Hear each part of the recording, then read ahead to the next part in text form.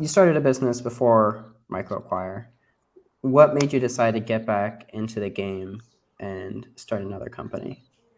That's a great question. I mean, startups are addicting. Entrepreneurship is addicting.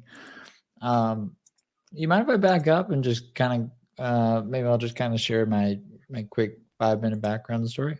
That's Yeah, all. go for it. That's great. Like a teaser, now everyone's hooked because they gotta wait. Yeah, and then I'd love to just any questions about just like where you're at with your business. I love entrepreneurs, startups, helping. I don't have all the answers, but I have words that might help. My name is Andrew Gazdecki. Currently a founder of MicroAcquire, startup acquisition marketplace. Been an entrepreneur kind of my whole life. Grew up on selling stuff on eBay, all the cliche stuff. When everyone was collecting them all, I was selling Pokemon cards. Sold yo-yos. I used to do this thing in college where I actually entered college knowing I just could never survive a job. And so I spent every summer creating a new business. And my thesis there was, if you create 12 startups, just like angel investing, if you invest in 12 different startups, your chances of one of them succeeding increases, and you get. So I kind of took like a venture or angel investor approach to building startups. So I started like a website to help real estate or college apartments find students. Didn't work. I started. What else did I start? The most notable was probably a job board, and I'm not technical, so I basically just bought a script that allowed me to just kind of configure the design and stuff, and it helped businesses find mobile developers back in 2009, 2010, right when the iPhone like first came out. Like I remember like those moments, which was pretty cool. And what was interesting about that business, and this might give some others ideas, I'm a big believer that, you want to find a unique insight into a business that is obvious to you, but not obvious to others, that will become obvious over time. And I'll explain kind of how that happened with me, where I had this job board and I saw all these businesses putting in requests for mobile applications being developed for mostly high-end restaurants, like hotels at the time. It was like 2010, so it's like brand new. No one knew how to build an iPhone app. No one knew what features were useful. And so I got a firsthand look at, what a good iPhone app is. And people were paying like 50K to like 200K to develop these. And I'd take a small cut. And then I just thought, and what I started seeing was a pattern. So I started seeing a pattern of a certain type of app request. And so I thought, oh, well, what if I just make a template? There's these do-it-yourself website builders. What if there was a do-it-yourself mobile app builder? So that led me to, I sold the job board for, I think it was like 30, 50K. I wish I remembered the number, but it felt like $1 trillion in college. So I was like dead broke. It was like the most meaningful money I've ever made. And you know, um, used that to start a company called Business Apps, spelled BIZNESS apps.com. And it's still live today. Do yourself mobile app builder. The first version of it was terrible, and the idea was really modest. It was just, if I can just get 50 people to sign up for $50 a month, I don't have to get a job, and I can keep building startups until one of them takes off. And then business apps ended up taking off while I was in college. So that's what really kind of started my entrepreneurial journey, and I ended up growing that company to over 10 million in annual recurring revenue, bootstrapped the business. Um, And then after that, I started a crypto company for some reason, exited that to a company called B&K to the Future. And then, yeah, now I'm just trying to help other entrepreneurs kind of see a more practical and realistic path to entrepreneurship by, you know, not swinging for the fences, not going after that, unicorn valuation or whatever, and just building something that makes you happy and pays your bills and is profitable. And I mean, that in my mind is winning, and it's more attainable and it's more statistically probable. Um, so that's just kind of my schlick, I guess you could say. And aside from that, I like skateboarding, surfing. I grew up in Southern California. I could switch flip, man. All right, even better. What feels better? What? So new company, you get your first sale for a new company, or first time you sell a company. Say that one more time. So what feels better? Like which is the bigger dopamine hit? You started a new company, you get that first customer to sign up, or like the company has reached the end of its road and you sell it, like the first time you, like that $50,000 moment in college? That's a great question. I'm gonna go with the dopamine hit when you get that first customer, even with MicroAcquire, because I didn't think MicroAcquire was gonna work. I have a journal. I keep a journal, and I recommend all of you, not like a weird journal, like, hey, diary, I'm sad today, just like, or sometimes that can be healthy, but my journals are just like what's going well in the business, what's not going well in the business, where I think I'll be in 30 days, and what I'm grateful for. And that's kind of like personal stuff and just good perspective.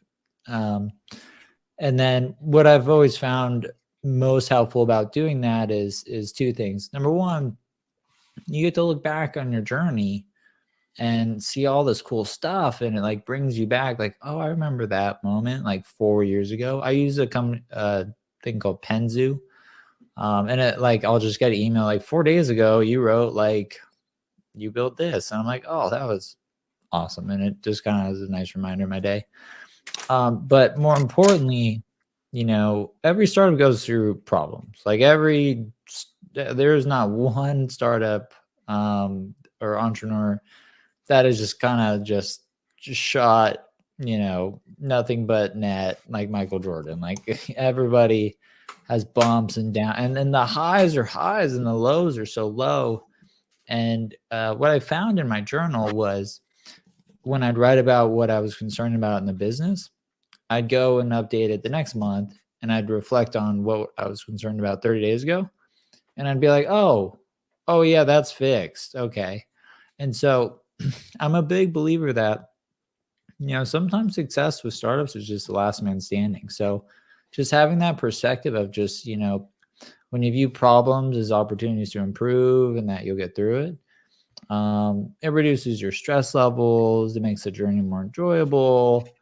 And that little difference, can be the difference between you continuing forward or quitting. So just having that perspective of like, we'll figure this out, not a big deal. And then once you fix it, something else breaks, and then you fix it. It's just part of building a startup. But to answer your question again, Anthony, yeah, first customer is pretty like a moment of like, oh my gosh. I'd say probably not like customer like 10, or like when you start to get to like 10, like it's moving up, and it's like, product market fit starting to feel real there. It's hard to describe that feeling, but selling a company definitely has a different I guess sort of, feeling, because, it's like the end of a journey, the movie ends. So in a way, you're celebrating, but at the same time, you're like, man, that was a lot of fun. What am I going to do next?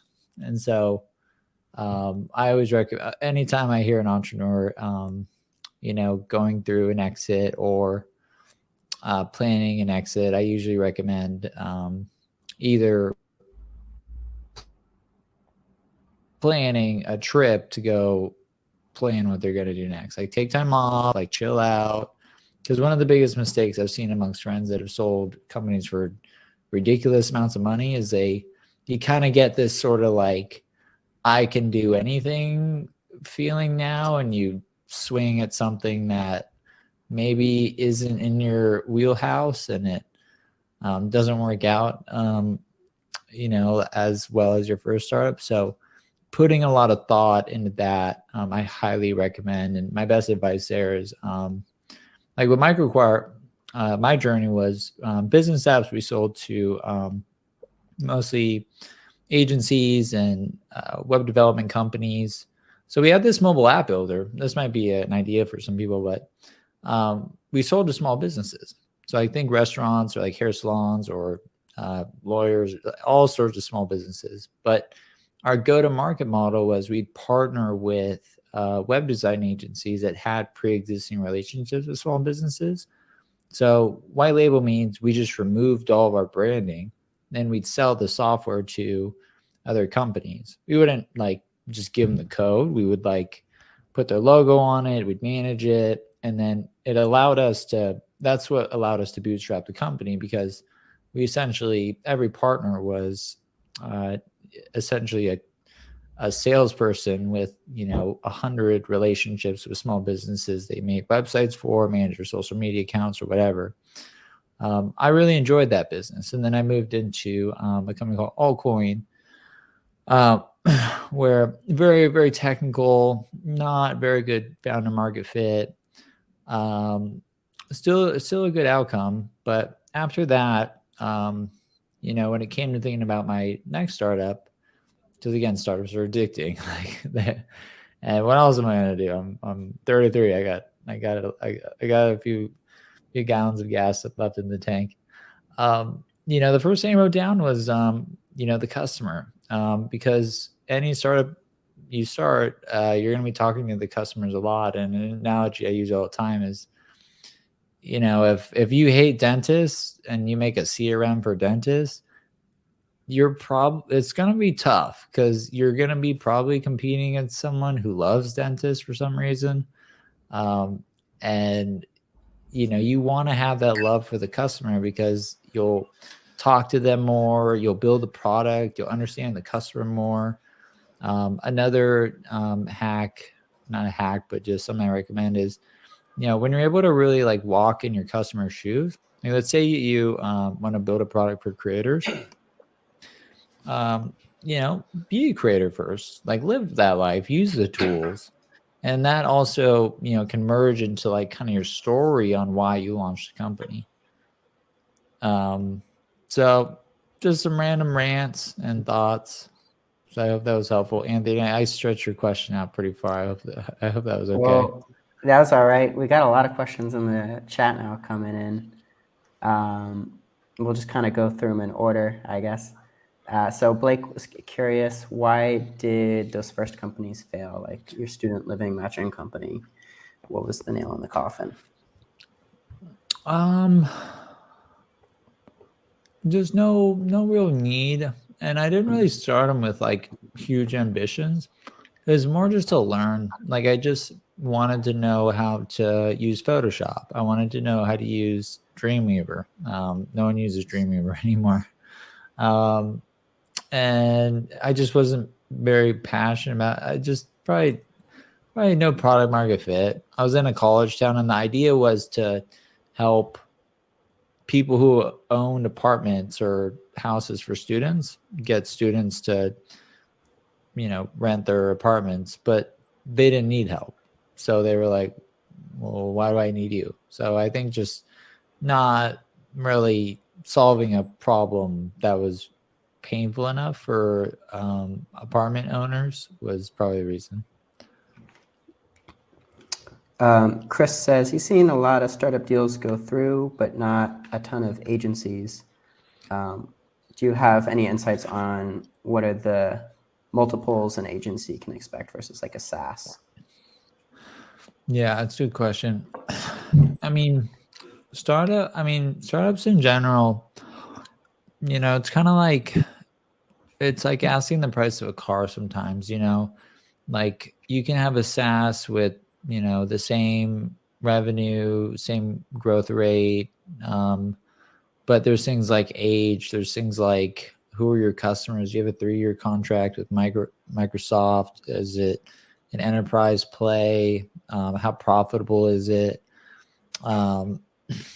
SaaS always commands the highest multiples because the revenue is recurring. So it's a very predictable business and arguably a safer acquisition than, say, an agency. The agencies that we see sell typically are acqui-hires. So they're acquiring just a big development team rather than the services that they provide. But we do see a good amount of agencies sell, but not nearly as much as SaaS. There's just a larger appetite from buyers for SaaS and e-commerce companies.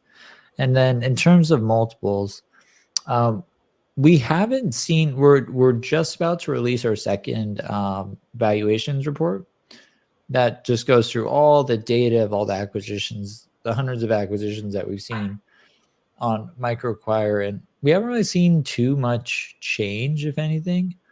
Nothing jarring. But rule of thumb, I always say, a good valuation for a SaaS startup is anywhere between 6 to 10 times profit, depending on how fast you're growing and a number of other factors.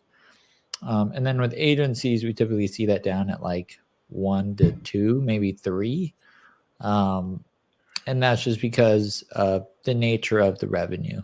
When you buy the business, if there's no recurring revenue component, you're just really buying the brand, and you need to ensure those customers are going to keep coming back to support the business. So if you do have an agency, I'd recommend agencies this is what I would do. I would, find a way to get some sort of recurring revenue in the business. And that could be through, manage social media stuff, or I run like my favorite agents. The favorite agency I've seen sell was so simple. All it did was manage Facebook ads. So it was very, very, very specific, and it had a component of recurring revenue for managing your Facebook ads, like, hey, $600 a month, and then a percentage of your ad spend.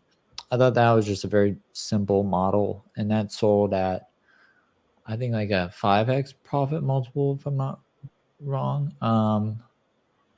But yeah, long story short, SaaS is always going to command higher multiples.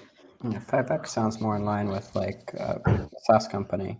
It's at this, and it sounds like that was like a productized service more than like a Yeah, that would be like an outlier. It was a great business. It was at scale, and they had built in a recurring revenue component, which was, and then it sold to their customer base was mostly small businesses, so it sold to a strategic that also mostly sold to small businesses. We've got a question from Anonymous, which I didn't even know you could register anonymously to hop in. They say, what was your audience like when you started off with MicroAcquire? They're referring to like your social media presence at that time. Is this Anonymous, the hacker group? I assume. Yeah, one assumes. Well, I just want to say I love you, and please don't hack MicroAcquire. No, just kidding. If I recall, I wasn't very active on social. I just didn't really get it. And then when I started MicroAcquire, marketplaces, I've seen probably 20 clones of there's like indie acquire, there's early acquire, there's tiny acquisitions, there's bits for digits, there's like I saw there's Foundry, there's literally so many clones for MicroAcquire. But my point there is when you build a marketplace, the moat and the defensibility isn't in the tech, it's in the network effects. So I felt it was a brand and storytelling play. And so I felt, telling that story and then looking at the market, acquisitions was such a mystery to so many people, very few articles were written on like due diligence or what's a letter of intent or the legal steps as you go through. how to best position your startup, how to negotiate with buyers, common deal structures. No one was talking about that stuff. And so, really kind of bringing out, kind of just unveiling like the investment banker sort of like, hey, this isn't anything too special. We'd love to share this with all entrepreneurs. I think that really helped. And then just taking that to social on Twitter and LinkedIn was really effective because no one had done it before. And how I grow my Twitter account or whatever, if anyone's wondering, advice there, just be yourself and have fun with it. Like social media platforms can be like unhealthy and addicting if like you just try too hard. Just be yourself, have fun with it. And really try to find like an angle that other people aren't taking within your industry, and that's worked for me. I mean, I don't know why people follow me, to be honest. Nick has a question that's really related, so we'll skip to that and then go back to the others. He asks how much money you had when you started MicroAcquire, and did you raise any capital yourself? How much money personally? Can't tell you that. For MicroAcquire, we raised, I believe, like 13 million at this point. So we're far from bootstrap. We got about a 1% chance of success. So please pray for me. What when you first started off, did you started off planning to raise money, or did you start off with planning to be bootstrapped? So I was actually the first angel investor. There was VCs circling, and we were gonna do like a small 200K seed round, and I was just like, nah. And I just wired 200K into. I have the tweet somewhere if you look it up. So I wired 200K into. So I spent about probably $1 million of my own money building MicroAcquire. So no, the plan wasn't to raise capital, but I just got the right people that believed in the business, and I felt, I'd already reached my financial goals. I always say bootstrap if you want to create wealth, and then raise venture capital if you want to disrupt or change the market, because your odds of seeing any sort of financial outcome are dramatically lower once you raise venture capital. It's a totally different game. And it comes with a lot of bullshit too. But I felt, the opportunity to help potentially thousands or even millions of entrepreneurs exit their business and have a maybe similar outcome like I did at Business Apps was appealing to me. So, and then when we factor in just how big of a,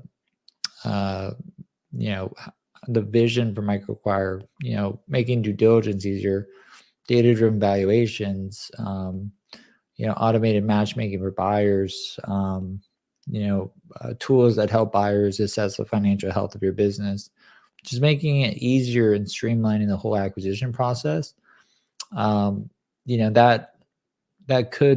I wanted to accelerate that. So that was the reason for initially raising capital. And then I raised from some amazing people at the beginning. But no, I never had any plans to raise capital. I think I bootstrapped it to like 700K, and then I raised after that, just because the market opportunity appeared so large, and again, the opportunity to just help entrepreneurs really appealed to me. How do you judge when it makes, like, if you're on the bootstrapper path and you've reached, $500,000 in AR or whatever, how do you decide, like, okay, actually, like, to truly capture this market, it makes sense for me to raise? I would say never raise ever. Just don't do it. Just don't. I mean, what's the point? I mean, like, unless you need like a private jet or something like that. I guess, I always tell entrepreneurs, like, really think about what you want to get out of a startup. And I think a lot of founders raise money not understanding that.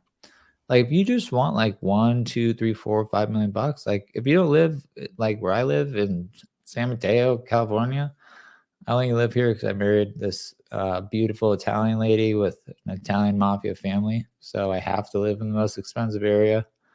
But if you're in like a different state, you can buy a home cash. You can buy some boring index funds and sell it when you're 70 and you're set. Like, so if that's what you're after, bootstrapping will get you to that goal quicker. And an analogy I'll use is when you're at 500,000 in recurring revenue with the bootstrap startup, you're kind of at like the blackjack table with chips. You can cash them in.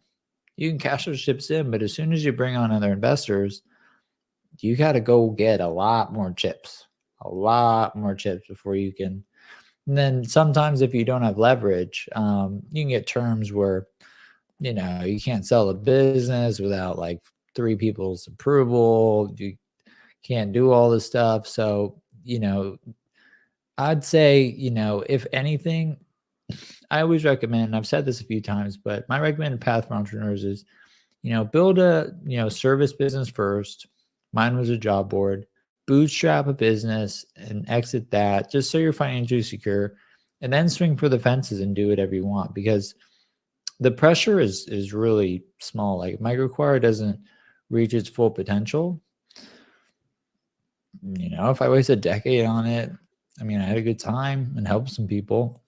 So it really comes down to like, but if you're dead set on, you know, your ambition is high and like you really feel like this is, you know, something you can really build into something meaningful and that's what you want to do, go for it. But another thing I'd add is, you know, I meet founders all the time who absolutely hate their jobs because things change dramatically when you go from 500K to managing a leadership team and then having mid-level management.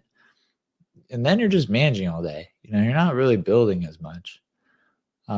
So now your whole job is recruiting and, you know, really setting the vision and kind of doing less, but also doing more at the same time. What I mean by that is you're setting the direction, you're aligning the team and you're creating the culture. And so your job completely changes. And I think a lot of entrepreneurs that raise capital don't understand that in terms of how much your job is going to change day to day by hiring people, bringing more people into the business. And that may not be what you like to do. You may be a builder and you just love building, having a small team. But if you're the type of person that, you know, wants to build like a mega thing, you know, venture definitely is right for you. To take it back more towards the beginning, we've got a question from Isa Patel. She asks, how do you stay motivated when you're struggling to get sales on your SaaS? That's a good question. When I get stressed out or demotivated, I usually just work harder. I know that sounds counterproductive. But it's just soothing, just moving the ball, even an inch, foot, yard, whatever, any sort of progress, any sort of oxygen, any sort of momentum I could put in the business. Testing a new outreach strategy. You know, just cold emailing a CEO at a big company.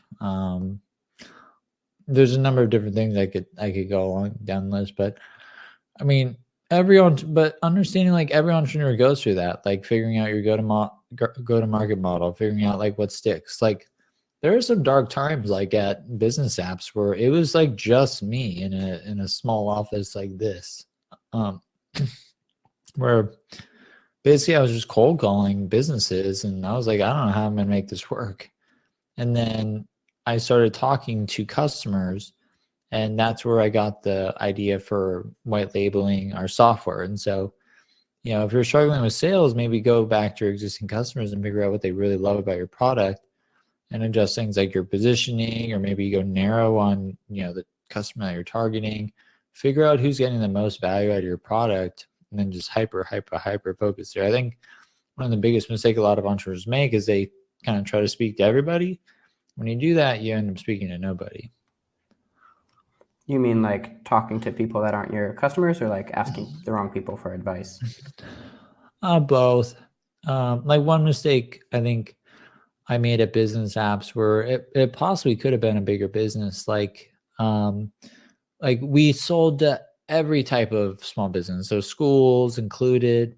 But then there was point solutions where they sold like the best app for schools. And so when we'd have head-to-heads and bake-offs, there was just functionality that they had thought through specifically for that business. Chow Now is probably a good example. They make mobile apps for restaurants, and we were ahead of them at one point, but we again went broad.